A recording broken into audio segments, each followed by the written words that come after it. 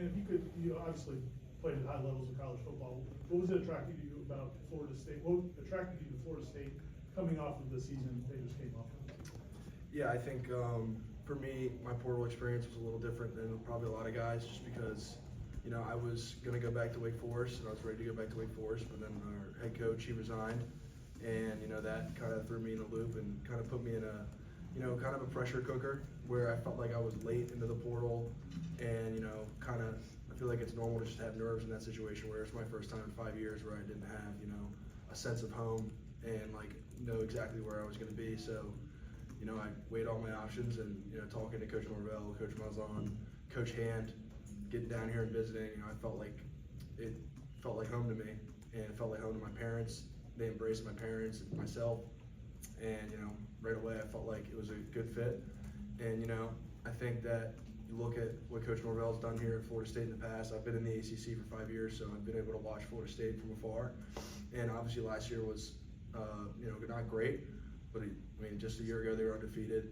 The year before that, I think they won 8 or 9 games in a row, and steady improvements is what I've seen from Florida State from afar, and I'm excited to be a part of it.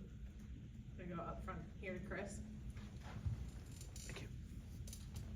I know you come from a football family, so I'm sure coaches matter to you a great deal. When you talk to Coach Hand, what is it about him that stands out to you as a guy who wants to get further developed in the college game? Yeah, football-wise, from talking to Coach Hand right away, I could tell he was super knowledgeable. You know, he's someone that, you know, he's talking to me about techniques, talking to me about schemes, stuff like that. When I came down here, we were breaking down tape, and I liked everything he had to say, and I liked the way that he approaches coaching. So that was something that was cool. And then I think that on a personal level, something that's important to me is, you know, just like having someone that, you know, you feel comfortable having a normal conversation with. Like, he's your coach, yes, but there should also be a sort of relationship there that's on a more personal level. And I felt that with Coach Hand, and similar to what I said with the last question, you know, he was super cool to my parents, and, you know, that's something that's important to me. So I just felt like Coach Hand is the best of both worlds. Gonna go to Brendan. Hey Luke, how's it going? Good, how are you? Good, thanks. My name's Brendan with Knowles 24/7. Looking at the scheme difference, I guess, you know, at Wake Forest is a very unique, at least elements of it were very unique. I guess what have you seen from this scheme, and how do you think that's going to fit your skill set to make the decision to be comfortable coming here?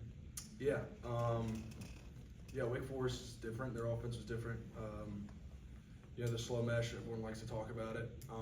But yeah, I mean, that's one aspect of it that's different. And then, you know, pass pros, pass pro, outside zones, outside zone, powers, power, counters, counter, stuff. I mean, that's all similar. So you take the slow mesh away, and the schemes itself are fairly similar. So it's not something I was super worried about.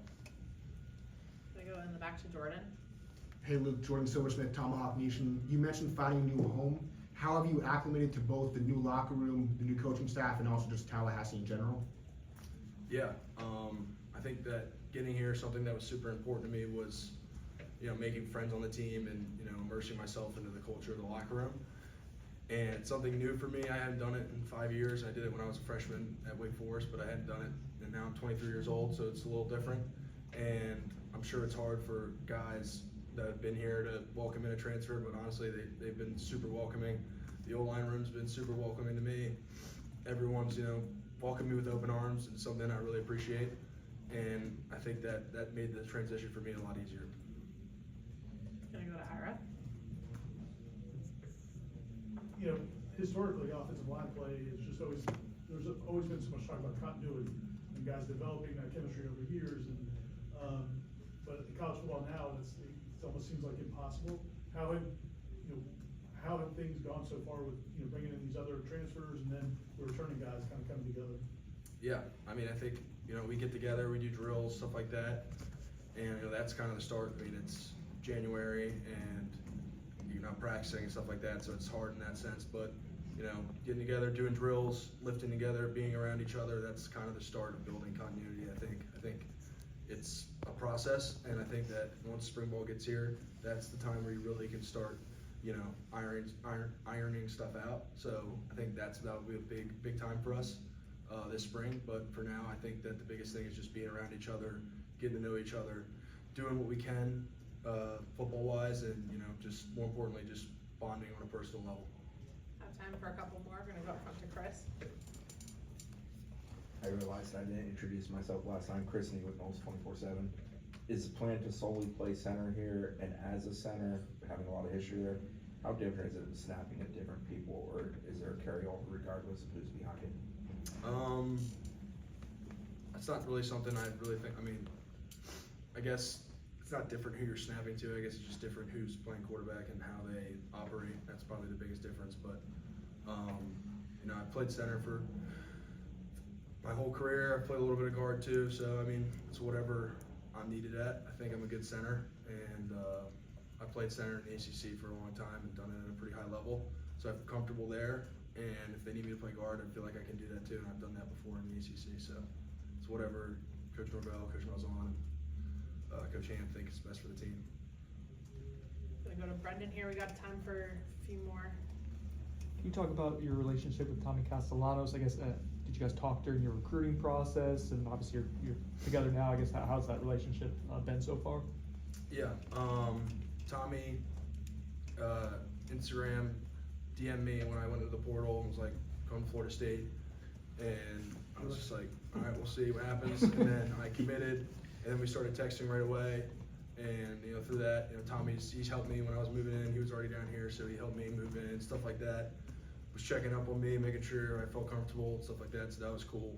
And, you know, he's a really good dude, and 3 weeks I've gotten to get to know him. I can only say good things about him. He's a really genuine, good person, so.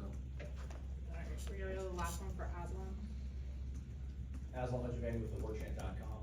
Luke, with all these new guys coming together, I don't know if leadership is that much more important in this day and age, or if it's, you know, just all about talent, but are you trying to develop a leadership role? Have the coaches told you about who's they're looking at and leaning on, or is that something just organically has to happen?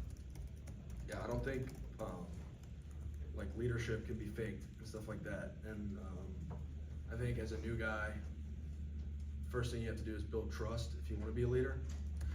And, you know, I was captain at Wake Forest, and I was a leader at Wake Forest for a good amount of time, and that was in part because I built trust over such a long period of time. So, I mean, I'm not gonna force anything, and that's not my position to do. I'm not gonna sit here and try to force myself into a leadership role, because that's not how good leaders are born. So I think I'm just gonna, you know, do my part, try to be the best teammate I can possibly be. And if that means that's, like, brings me into a leadership role, I'm more than happy to, you know, take that on, but it's gotta be natural, and I think that everyone knows that leadership has to come naturally. Alright, thanks guys. Thank you.